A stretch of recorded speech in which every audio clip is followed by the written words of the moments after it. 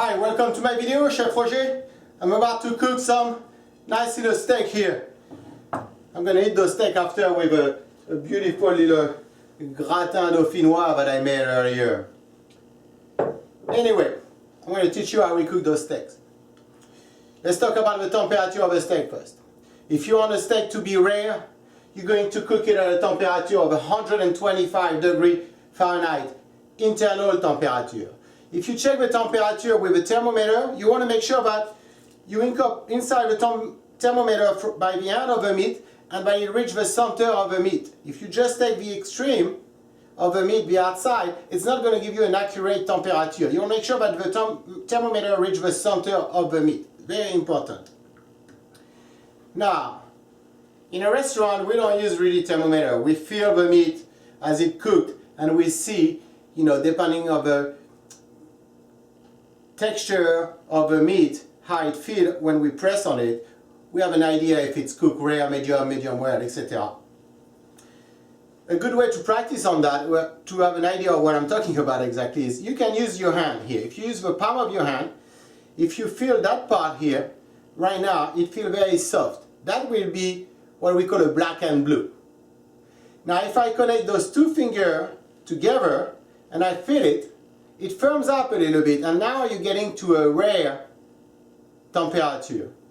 With a middle finger, it's going to be medium rare. The other finger, medium well, you can see how it firms up. And the pinky and the thumb together, it's very firm. That will be your well done. Rare, medium well, well done. Try it and you'll see that the trick really works. So that's another way to get an understanding of how the meat should feel. Right now it's pretty soft. As I cook it and I remove some moisture from the meat, it firms up. Okay, so here we go. To cook that steak, I'm going to use some oil here, a nice chunk of butter, and some thyme. Okay? There's many ways to cook a steak. This is the technique I'm going to show you right now. I'm going to put that on. I'm going to season the meat generously with some salt and pepper.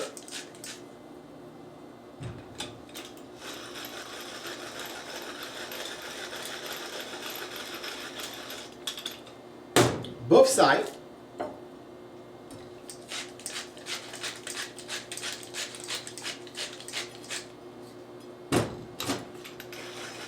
So this is a shell steak, or your New York strip.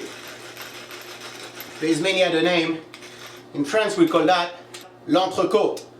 Beautiful piece of meat. Pan is getting hot. I'm going to add the oil when the pan is nice and hot here, my sauté pan. One thing very important when you cook meat, red meat, any meat. When you're cooking the meat, all the juices inside as it's cooking get very excited. It's all in ebullition inside. So when it's done cooking, it's very important to let the meat rest so those juices inside settles down.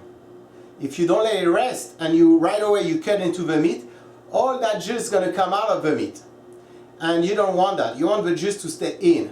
So for them to stay in, they need to settle down inside the meat. So depending on the thickness of the meat, if it's a chicken or if it's a steak like that, the resting time might go between 10 minutes to 30 minutes, depending how big the piece is.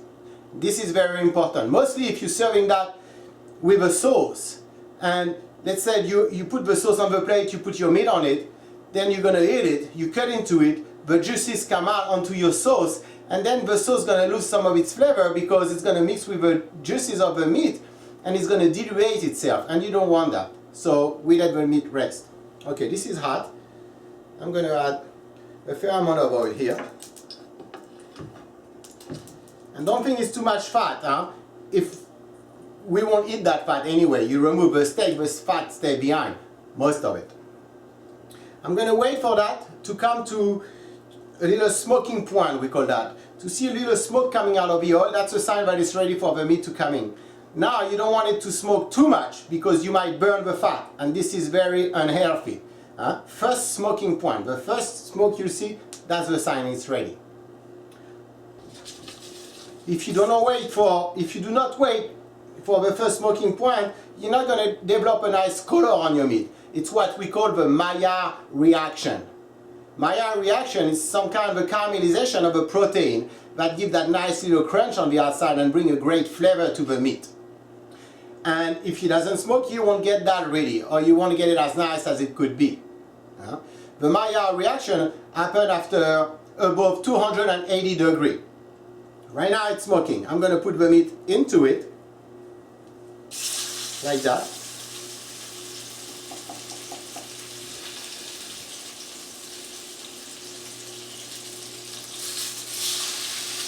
And like that. Also, if you don't wait for the smoking point, your meat might stick to the bottom of the pan, and you don't want that. Here I have some thyme. The thyme I'm going to add it after I flip the meat over and with my butter, and I'm going to baste the meat with that, and it's going to give it a nice little flavor of the thyme, and the butter is going to also help give more color to my meat and give it a good flavor too. When your meat is in the pan, you don't want to shake the pan. You let it cook. You let it cook a nice 2 minutes before you flip it over. If you want the meat to be cooked medium well or well done, you will first sear it on the pan and eventually finish it in your oven so it doesn't burn. If you want it rare, medium rare, you just do it all into that saute pan. If you have any questions, please don't hesitate, leave me a little comment, send me a message, and I'll try to respond as soon as I can. Sometimes it takes a day, sometimes it takes a week, but I always try to get back to my comments. Also, after you add the meat into the pan, you want to lower the heat a little bit. If you leave it on a too high heat, you will burn your meat. So first, high heat, then at one point you lower it a little bit so you don't burn it. Also, if you shake the pan while they're cooking, you're not going to allow the meat to get a nice color. So that's why it's very important to leave it like that. You may use a tongue and lift it up to see how it looks under. When you have a nice color, you flip it over. I will make with that meat here after a nice green peppercorn sauce. So look for that video if you like green peppercorn sauce. It's a very good sauce. A little cream, a little veal stock, a little brandy, and of course some green peppercorn. Let's check this here. We're getting a nice color. I'm going to leave it another 30 seconds, then I'll flip them around. Okay, let's check again. Look at that here. It looks beautiful. It's ready to be flipped.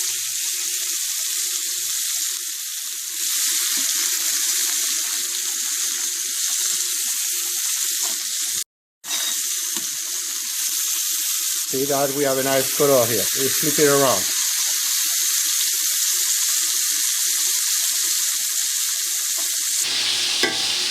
So I flipped it around. Now I'm going to add my butter. I'm going to cut it in pieces here. I have around 100 grams of butter here. I'm going to put that in with my thyme. And then in a moment with my spoon, I'm going to baste the steak with that butter. I'm using thyme right now. You could use sage, you could use rosemary. There's so many herbs. The one you like, just use it.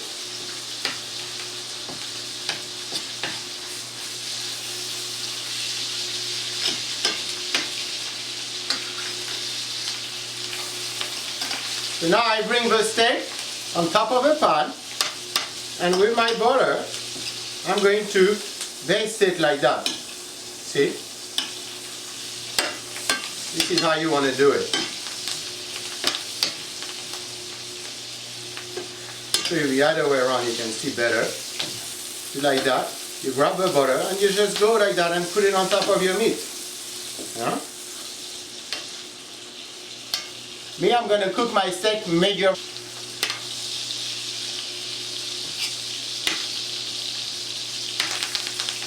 See, I'm feeling the meat right now. It's pretty soft. It's rare right now. Another couple minutes and those baby will be ready. Then I will let it set and I will cut into them so you see how a steak medium rare should look.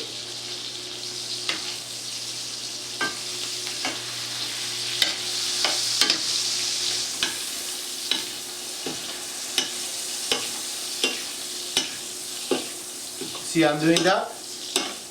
Woo.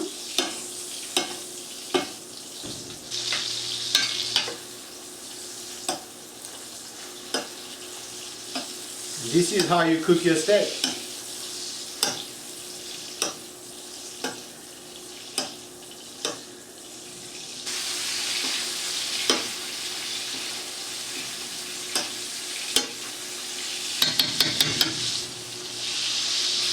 I'm filling it. This is done. I'm going to remove that. Put them right here.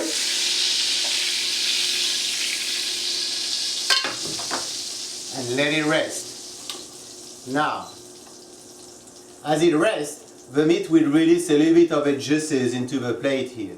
Those juices, I will keep them and use them in the sauce I'm going to make behind.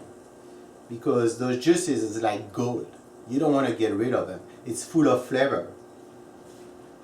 Also, in the bottom of that pan here, develop what we call sucs. You see all that? Those are sucs. And those are very good. I'm going to use those as my sauce. That green peppercorn sauce I'm going to make after. I'm going to keep those into that sauce. It's very important. So I'm going to let that rest for 10 minutes. And then I will cut into it so you see how it is. Okay, so the meat rested. Now, like I was telling you earlier, see, we have all those juices here that I need to keep.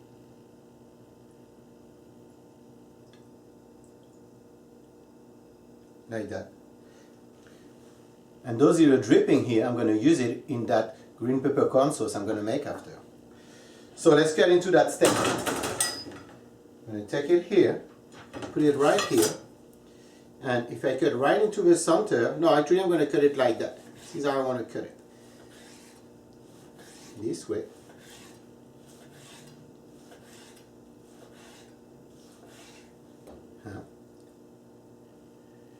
So here we have it. A nice little medium steak. Thank you for watching. I hope you enjoyed. If you did, let me know. Press the like button and subscribe.